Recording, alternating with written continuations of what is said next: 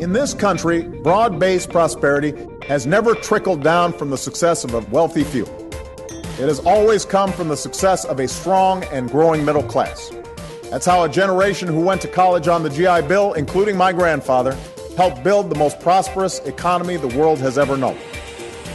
That's why a CEO like Henry Ford made it his mission to pay his workers enough so they could buy the cars that they made. And yet, for much of the last century, we have been having the same argument with folks who keep peddling some version of trickle-down economics. They keep telling us that if we convert more of our investments in education and research and healthcare into tax cuts, especially for the wealthy, our economy will grow stronger. Now, the problem for advocates of this theory is that we've tried their approach.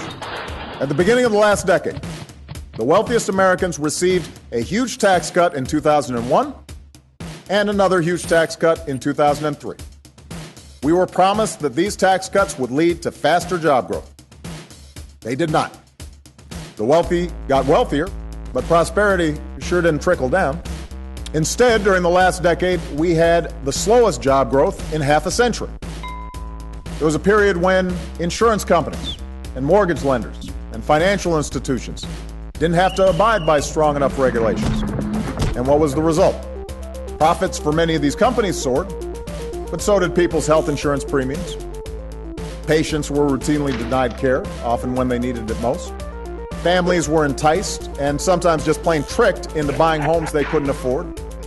Huge, reckless bets were made with other people's money on the line, and our entire financial system was nearly destroyed. So we've tried this theory out.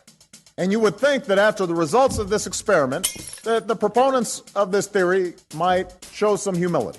You'd think they'd say, you know what, maybe some rules and regulations are necessary to protect the economy. Maybe, just maybe, at a time of growing debt and widening inequality, we should hold off on giving the wealthiest Americans another round of big tax cuts. But that's exactly the opposite of what they've done.